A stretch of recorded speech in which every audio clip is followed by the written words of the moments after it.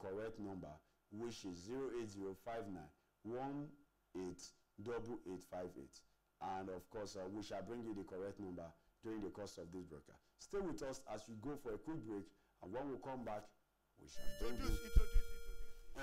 But definitely before the break now, let me just tell you that I won't be alone on set today to talk about this. I have my dear friend and of course a dear colleague, Raphael Uwanere. Pando. Chitwe, very good morning to you, and good morning. Well, maybe good morning to me, maybe not so good morning for every other Nigerian. Yes, as a matter of fact, we wake up to, should I use the word, pardon my pidgin now, no, devastating news, because the truth is, the people of Nigeria are prepared, for this election. We've seen so many people who decided to stay at their workplace because those are the places they actually registered, just to see that they cast their votes and participate in this particular election. And the decision reached by the officials of the Independent National Electoral Commission that the election be postponed in a week's time. I don't know, but I'll be looking at it from a different perspective, because the truth is, 288 billion was budgeted. Yeah, that was the budget for this. The election credible is, of course, to not really disenfranchise any Nigerian, and that is what we intend to do on the program this morning, by having to entertain your comments, your views, so you can call us on the numbers that will be displayed on the screen, as we shall just go for a break. When we come back, we'll just take reactions. What Nigerians on the street, from Lagos to Kaduna, to Kano, to Katsina, to Abuja, and of course Sokoto and Zamfara, and even Port Harcourt and Lagos, have to say about the election. Stay with us, for this is Citizen Information Network, and you, of course, my name is Natwi.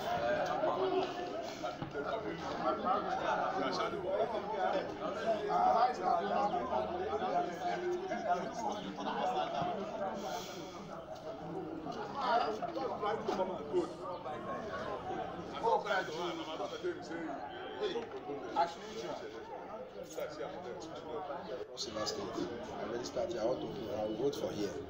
But I'm very surprised at early hours this morning, around 2 a.m., when I heard the news that the election has been postponed.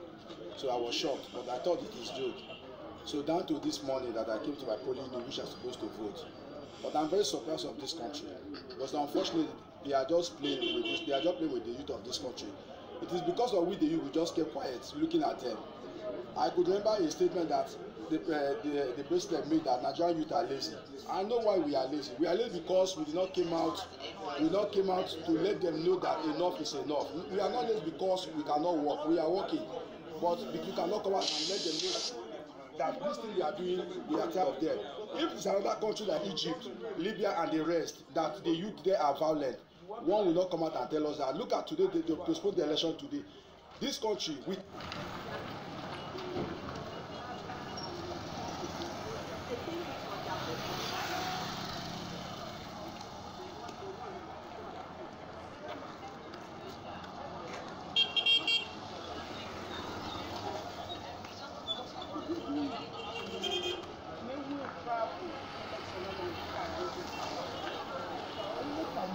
But God is our helper, my brother.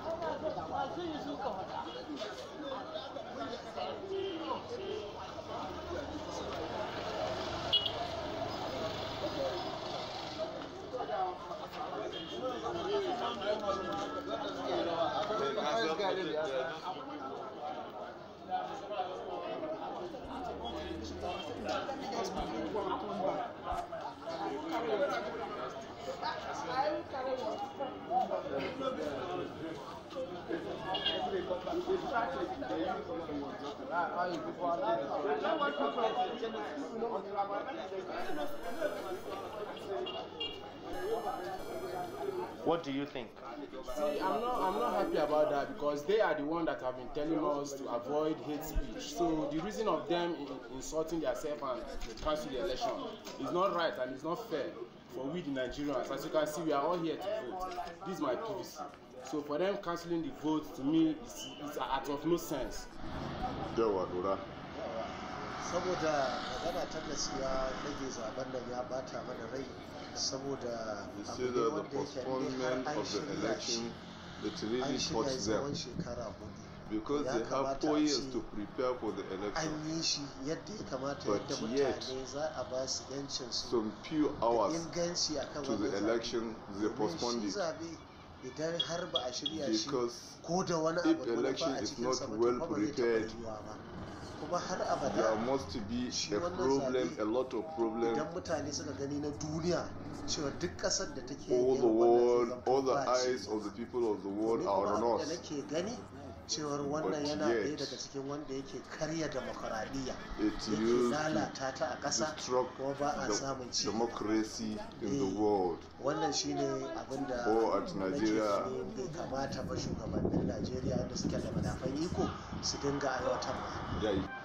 Ya kaji da wannan rushe election din da aka yi? Gaskiya ban ji daɗi ba saboda na yi riga ni gama tare da kuma da abubuwa sun lalace. To ya kake tunani dangane da election din? Sai yadda suka tsara. Sai mun riga mun zama kamar sikiyari sai yadda aka juya.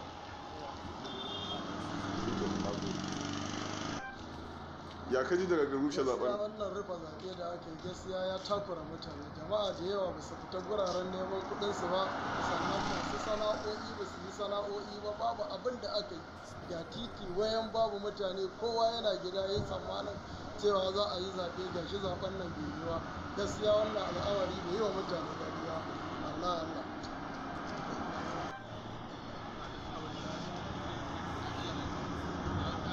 What is your reaction on the postponement of the election?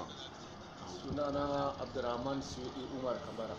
Na fito da zimmar zan yi zaɓe sai na ji an ce an daga zaɓe. A raina ban ji daɗi ba da na ji an daga, to amma na ji labarai yanzu cewar INEC ta daga wannan zaɓe saboda dalilin wasu state da kayan aiki ba su je ba. To a gaskiya duk kowa zai ji bai ji daɗi ba saboda mutane sun shiri tsari ne da zaben nan kuma sai aka ji an ɗaga. Ni a raina ban ji daɗi ba, to amma Allah ya sa ɗaga ita tafi alheri. Allah ya nuna mana kuma shi ne za mu fito za mu kada ƙuri'a za mu zaɓe insha Allah cikin ƙoshin lafiya da kwanciyar hankali. Since the postponement has already been done. Yes, of course. Thank you very much. And you've seen reactions from Kano and, of course, other part of Nigeria. And, of course, we just really have to look at this now. Let's even begin the discussion from the angle why INEC, the Independent National Electoral Commission, would have to, I want to call it a stunt, because there were rumors even before the official communication. And there we have it. Less than 8 hours to the election, and it was declared from the Independent National Election that the election would not take place today.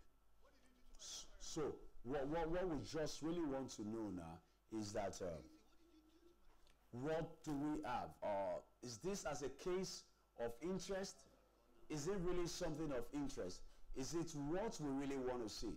And of course, what do you think of all of this? Do remember that if you call us for numbers we will show for your screen, if you let us know what you think about all of this, and if you also share videos with us of what they happen for your area. Our WhatsApp number for you to send video and images to now 08065350713. This now the number if it is send a message to us for WhatsApp 080653717 yes, of course, 0806537 I beg your pardon now 08065350713. That's now WhatsApp number, and we'd really like to hear from you. And of course, the numbers with which you can call us will be displayed on the screen. Do not forget also that you can tweet at us on Twitter at CIN Niger, and of course on Facebook, CIA Niger, and on YouTube, if you want to see us live, CIA Niger. But then now, Pando, one thing really happened from what we just seen now. Most Nigerians not really expect this announcement from INEC. What do you really think? Should Nigerians see this as a case of the plan and part of not so well executed plan to deliver a free, credible election? Now, Tuesday, don't forget that towards the build-up of this particular election, and 2019 election is the only election that we've had the different presidential candidates sign the peace accord twice. You know, the first... because of course, remember the first time, the candidate of the PDP was not present. He actually went later independently, but they wanted them to be together. You know, and there's been this serious hit, you know, towards the build-up of this election, and there's been threats, there's been I'm scared. Most people are actually scared, you know, of going away. People have to sensitize the people to say, you know what, this election is going to be a peaceful and credible election. Now to your question, if it's a stunt or what? If this is all about towards achieving a credible election, or it's just about what some Nigerians have called a plot to truncate a credible process. I don't want to believe, you know, that this particular postponement is what the great fella Nicola Kuti would call a government magic. I don't want to believe this is part of the government magic. I want to believe that the management and chairman of the Independent National Electoral Commission, Mahmoud Yakub, really wants a credible, fair, and transparent election. So they've seen the writing. As at 3:30 a.m. this morning, before the pronouncement, Edo State did not receive sensitive materials at that time. So they are looking at the fact that would other states start this election, the process, while other states are still awaiting, their own sensitive material. No, they want all states to start equally because the time is what's called 8 a.m.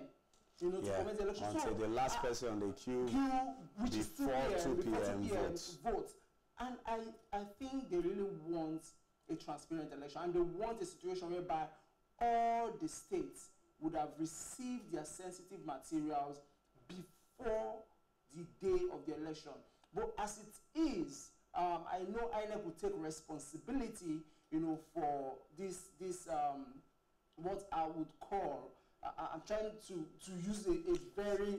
I definitely understand because we just have to put this on of course the pivot stand, because we do not want to really do this in a way that the general public might think otherwise, because of course it's very interesting, and of course it's very necessary for us to call to question why all of this have to take place after some suspicions have been raised. Yes. But now we have Mukhtar, we have our correspondent Mukhtar in Kano. Mukhtar.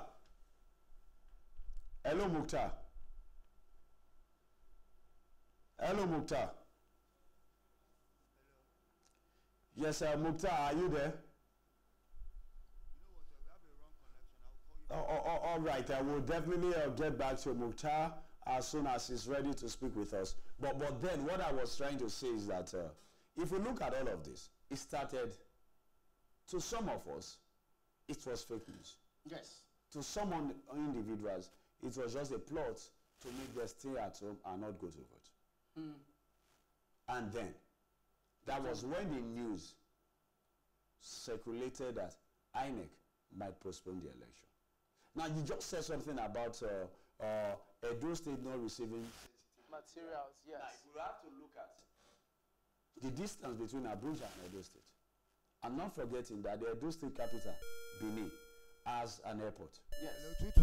So, is it really something we can excuse to think that material will not get to a state like Edo, whereas we have materials in Lagos? Now, Tweety, I don't know what would have played out, you know, in Edo State, but do not forget that the Commissioner of Police earlier in the day had a press conference that says his men have been trained and they've been positioned in a situation whereby they follow the sensitive material from CBN to the different states.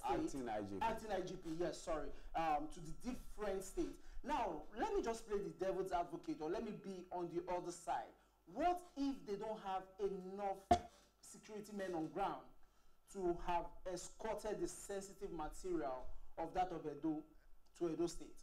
So all this is still on the table of the management or INEC's table to explain to us and tell us, or come out and explain to us. They just said it in blank that it was due to the fact that some states have not received some certain materials and all of that. That's why this postponement is happening.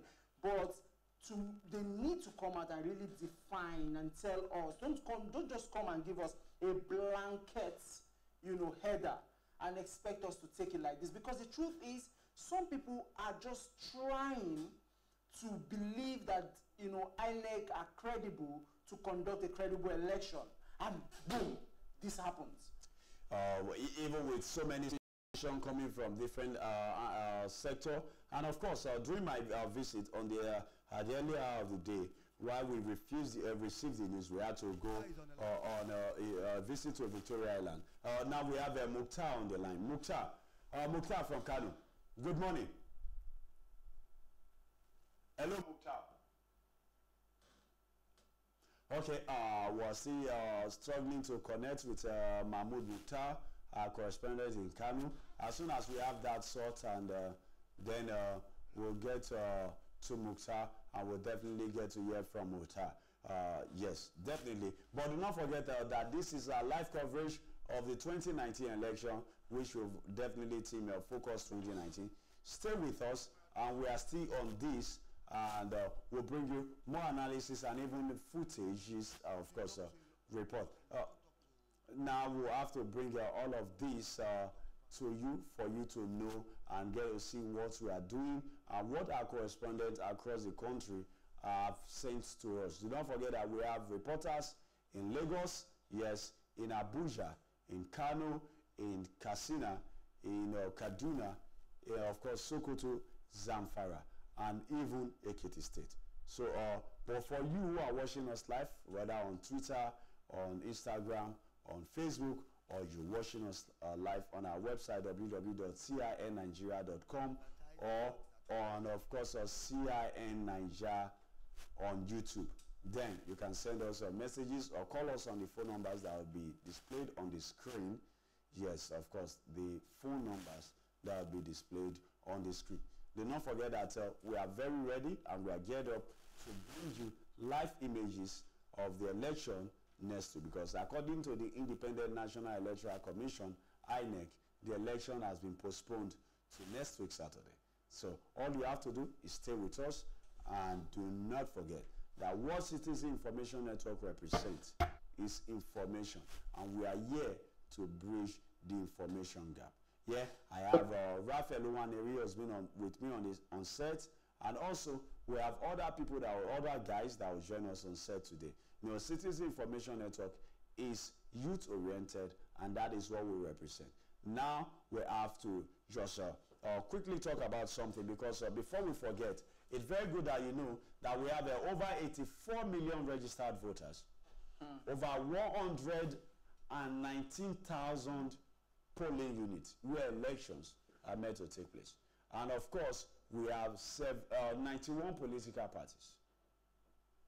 And not all 91 would have participated in today's election, being the presidential election. But definitely, we have 73 political parties. Even some are experiencing court issues that have restricted them from participating in the election. But definitely, we have 73 political parties with presidential candidates for the election that was supposed to take place today. But for some reasons, and for of course what INEC has defined clear, the election will not happen today, and it will take place next week. Now, let's just say, what do we really think? Because You know, political parties have had to stop their campaign. They've had to stop spending money, which we understand. What is the implication of this? And of course, now the election is postponed. INEC do definitely have a barrier that must not be crossed, talking about spending for election campaign and everything about the election. So, what does this really imply? What is the implication of all of this for voters, for political parties, and even for INEC? Because now, we definitely will not ignore the fact that INEC will definitely have to pay those who should have been working today, engage them for another 7 days, and have to part with money from transportation, especially for places that have received already these materials. So what is this really the implication for us, and what should be our concern? Okay, the implication for this is that it means more cost, it means more expenses, it means more manpower, put in, because I believe for this postponement, INEC would have to open again, the campaign to continue till 24 hours towards election. Yes. And I know for presidential election, what's it called now? The budget that they shouldn't exceed is about 200 billion or something, or 200 million, thereabout. Why that of governor? I think governor is 100, then presidential is 500, then for the House of Assemblies and is about 75. And what this means is that I don't want to believe that most of these political parties probably must have reached their benchmark or their stretch, what's it called, the cutoff point. So they're still going to continue because maybe they have even spent more, because let's not forget that it's part of the monitoring process that INEC have to engage the services of EFCC, ICPC, and every other agency of government that can monitor. Now, Tutu, let me take you on this. You see, there's a problem, a fundamental problem in Nigeria, and that problem is the problem of accountability. Now, these security agents that you've called or you've mentioned, how do they monitor these political parties' spending? Year in, year out, any election year, they keep giving benchmark, they keep giving. But the problem is nobody have come out and said, okay, this political party spent XYZ amount. This political party spent XYZ amount on this election. But really now, does this really allow for more spending from the political party? And now, should we have a political party who is, because most of the political party, as we've been made to understand, do not really understand that this was going to happen. Definitely. Now, who caters for the funding necessary to keep up with the pace in terms of awareness and campaign? Now, you see, they have members of political parties. Yes. And some political parties got their campaign money through fundraising. So for those people who believe in the ideology of the different political parties, I think it won't be a problem, to raise more funds, to see that their political party, continue with the campaign. Yes. But the problem now is the benchmark given, monitoring that benchmark. I would say it categorically that I do not think that these security agents have the necessary records as to how much these political parties have spent so far, if they've exceeded, the cutoff amount that should be spent, or if they've spent low. They do not have, that machinery to actually, monitor that process. And that in itself is a problem. And that is why, we are having the problem we are having in our political terrain. And this is it. One man would come out and give 50 billion. You can't monitor it. You don't know how it's coming. They just tell you, the political party just come out, oh, we got our money from XYZ. And that's the same fact.